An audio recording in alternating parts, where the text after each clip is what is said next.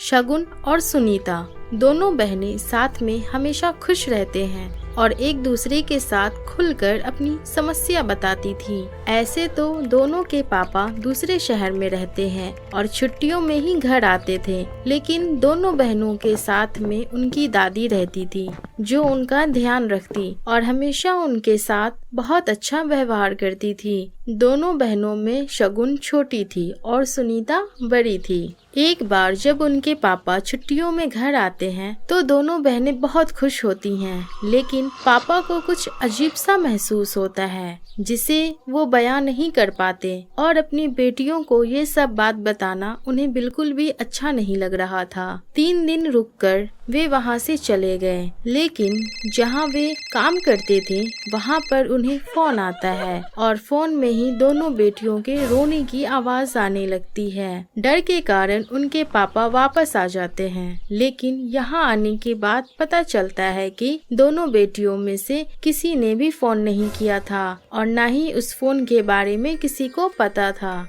ऐसे में पापा को आश्चर्य तो हुआ, लेकिन उन्होंने फिर से किसी को कुछ नहीं बोला। अब दोनों बेटियों के पापा के दिल में थोड़ा डर समा चुका था, लेकिन वो किसी को नहीं बता रहे थे क्योंकि उसके घर में उनकी बेटियों के अलावा उनकी माँ भी थी और इस बात से वो डर रहे थे कि कहीं इन सब को भी डर न सताए।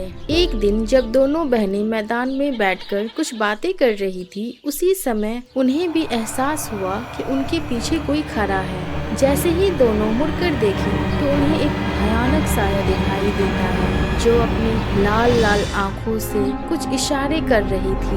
उन इशारों को शगुन नहीं समझ पाई, लेकिन सुनीता ने उन्हें समझ लिया था क्योंकि वो शगुन से बड़ी थी और वो समझदार भी थी। अचानक सुनीता को याद आया कि जिस साये को वो देख रही है उसे शायद कहीं देखा है, लेकिन इतने भयानक रूप में तो नहीं देखा है। दोनों थोड़ा सहम जाती है, इसलिए घर आ जाती है जहाँ पर वो अपनी दादी से इस बारे में चर्चा करती है। दादी को सब समझ में आ जाता है, लेकिन वो बच्चों को कुछ नहीं बताती। अचानक एक दिन जब सुनीता दादी के कमरे में आती है तो गद्दे के नीचे उसी भयानक साये की फोटो देखती है और वो दादी से इस बारे में पूछती है। उसी वक्त दादी उसे बताती है कि वो सुनीता की माँ है और शगुन से बदला लेने आई है। ये बात सुनीता समझ नहीं पाती, लेकिन दादी उसे बताती है कि सुनीता और शगुन सगी नहीं बल्कि सौतेली बहनें हैं और जो साया उन्हें दिखाई देता है वो सुनीता की असली माँ है। ये सुनकर तो सुनीता के होश उड़ जाते हैं क्योंकि आज तक उसने शगुन को अपनी सगी बहन ही माना था और शगुन की माँ को अपनी माँ। हालांकि शगुन की माँ की भी बहुत जल्द मौत हो जाती है, लेकिन सुनीता की माँ ने कभी भी सुनीता का साथ नहीं छोड़ा, जबकि एहसास आज इस बात का हो रहा था। दादी सुनीता को फिर से उसी जगह जाने के लिए मना करती है और सुनीता भी हाँ कर देती है। समय धीरे धीरे आगे बढ़ता है और सुनीता इन बातों को भूल जाती है, लेकिन जब एक रात उसे नींद नहीं आती और वो खिड़की के बाहर देखती है तो उसे वही साया दिखाई देता है जो अपने बाहें फैलाकर सुनीता को अपनी ओर बुलाने लगती है। सुनीता समझ चुकी है कि उसकी माँ उसे अपनी तरफ लेना चाहती है, लेकिन उसने समझदारी दिखाते हुए खिड़कियां बंद कर दी, लेकिन फिर बंद होने के बावजूद भी वो साया उसे दिखाई दे रही थी जो उसकी तरफ ही आगे बढ़ रही थी। सुनीता घबरा जाती है और वो शगुन को उठाने लगती है। शगुन को कुछ नहीं दिखाई देता, लेकिन वो डर जाती है क्योंकि इससे पहले सुनीता कभी भी डरी हुई नहीं थी। अचानक वो साया अंदर आती है और शगुन को अपनी तरफ खींचते हुए बाहर ले जाने लगती है, लेकिन तभी सुनीता शगुन को पकड़कर हवा में उड़ने लगती है, लेकिन झटके की वजह से वो शगुन को छोड़ देती है। शगुन को कुछ समझ नहीं आता और उसकी आंखें अपने आप बंद होने लगती है। तभी वो साया जोर से चिल्लाते हुए कहती है, शगुन की वजह से मेरी बेटी का हक छिन रहा है, अब मैं ऐसा नहीं होने दूंगी। उसकी आवाज इतनी ज्यादा भयानक थी कि दादी तक पहुंचती है और वो दौड़कर बच्चों के कमरे तक आ जाती है। दादी को समझने में देर नहीं लगता है कि जिस बात का डर था आखिर वही हुआ, क्योंकि जब बच्चों के पिता ने शगुन की माँ से शादी की थी उस वक्त दादी को भी वो साया दिखाई दी थी। जिसने ये शादी रोकने के लिए जोर डाला था, लेकिन दादी ने इस बात पर ज्यादा ध्यान नहीं दिया। तब इस साये ने आकर साफ साफ कहा था कि एक न एक दिन वो सब कुछ खत्म कर देगी। एक वो दिन था और एक आज का दिन है जब दादी की सांसें थम सी गई है। शगुन के बाल को पकड़ते हुए उस साये ने हवा में उड़ाते हुए उसे पटक दिया। तभी शगुन ने रोते हुए कहा, आखिर मैंने आपका बिगाड़ा क्या है? अरे आप है कौन? और वो काला साया अपने भयानक रूप में सामने आकर शगुन के सामने खड़े हो जाती है और उसे कहती है, मैं तुम्हारी सौतेली माँ हूँ।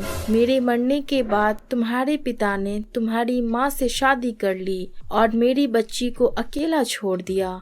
जिस दिन मेरी बच्ची को कोई कष्ट हुआ उस दिन मैं तुम्हें जिंदा नहीं छोड़ूंगी, क्योंकि तुम्हारी वजह से ही मेरी बेटी का भविष्य अंधकार में चला गया है। ये बातें सुनकर शगुन तो और भी ज्यादा डर जाती है और डर की वजह से बेहोश हो जाती है। अब उस साये की बहुत भयानक हंसी सुनाई देती है। उसके बाद अचानक ही पूरे घर का रंग लाल हो जाता है और गरम गरम महसूस होता है।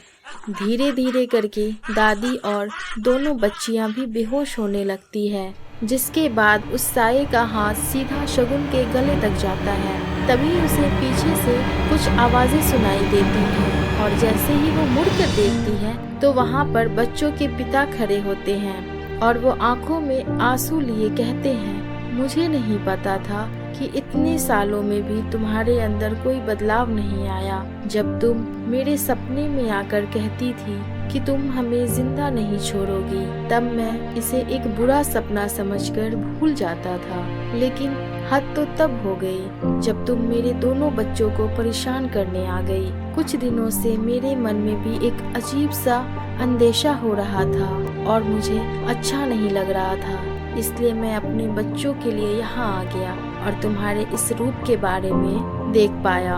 अब जैसे ही वो सौतेली माँ दौड़कर पिता की तरफ आती है तो अचानक दादी एक मंत्र की मदद से उसे आगे जाने से रोक देती है और वो सौतेली माँ तड़प कर रह जाती है।